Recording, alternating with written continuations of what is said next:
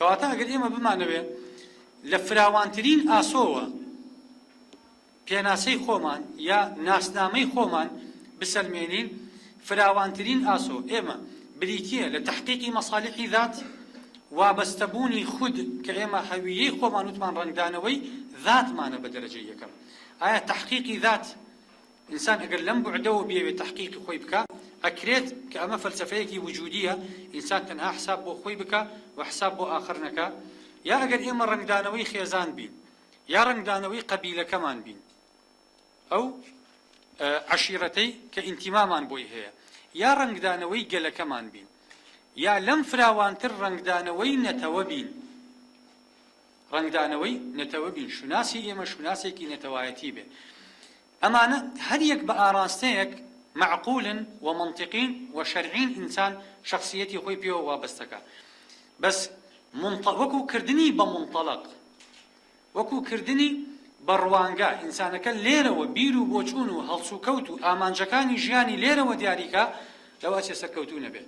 یعنی ئەگەر ئێمە وەکو تاکە کەس یا وەکو خێزان یا وەکو قەبیلە، ئەگەر تاکی کورد ئەمڕۆ هەمومان منطەلقاتی فکریمان شناسنامەمان کورد کەینەوە لە بیری قەبیلیمانە، لە بیری نەتەوەکانمانە، یعنی ئەو کەس نەڵێ من کوردم. ئەگەر کورتی کەینەوە ئەو بڵێ من ئینتیمام هەیە بۆ فڵان خێزان، ئەوی کە بڵێ من ئینتیمام هەیە بۆ فڵان قەبیلە، یعنی حەلقەی دوای ئەو باسکە، ئەوی کە بڵێ ئینتیمام هەیە بۆ فڵان گەل کە گەلی کووردە. ئەمە لێرە هەمووی معقولە، بەس هەتا سەرکەوی بە کۆپلەکانە ئاسۆی بیرکردنەوە، ئاسۆی ناسنامەمان فراوانترە بێ.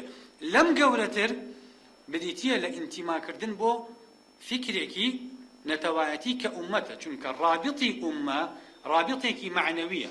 ثقافەی ئومە یعنی ئێمە جوغرافیایەک ئەگەر پێکمانەوە ببەستێ، جوغرافیا نیطاقی مەحدودە. ئەگەر خێزان بێ، خێزان نیطاقی مەحدودە، ئەگەر تاک بێ نیطاقی مەحدودە.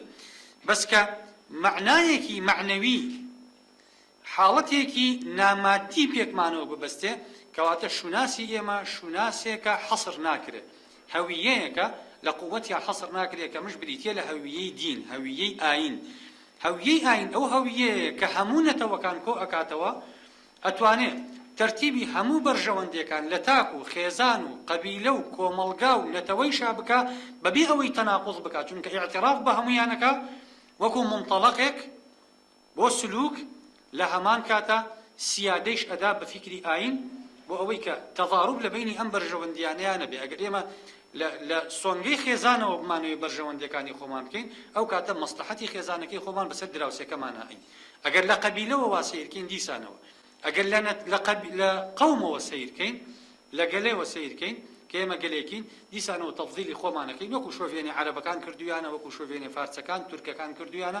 ئەمە خۆی بۆ خۆی تووشی مشکیلەمانەکە. بەس ئەگەر لە ئاسۆیەکی فراوانترەوە سەیرکەین کە ئاسۆی ئاینە، ئەو کاتە خوای پەروەردگار کە باسەکە ئەفەرمێ یا ئەیها الناس ئنا خەلقناکم من ذەکەر وأنثى وجعلناكم شعوبا وقبائل لتعارفوا إن أكرمكم عند الله أتقاكم. يعني ئەم ئایەتە کە چەند بچووکە لە کەلیماتە ئەو نەگەورەیە لە معنایە، هەموو حەڵقەکان باسەکە. ئنا خەلقناکم من ذەکەر وأنثى تاک. ئەم دوانە کە جوو دەبن ئەبن بە چی؟ ئەبن بە خێزان، ناتیجیان ئینسانەکانە. وجعلناكم شعوبا وقبائل، باشان ئەبین بە قەبیلە، ئەبین بە گەل. لەسەر ئەمانەوە ئین ئەکرەمەکم عند الله ئەتقاکم، کاتە تەعارض نابێ ئەو کاتە لە بینی منطەلقە فکرەکانە، هیچ تەعارضێک یەکانگیریەک لە بینی منطەلقەکانمانە دروست نابێ.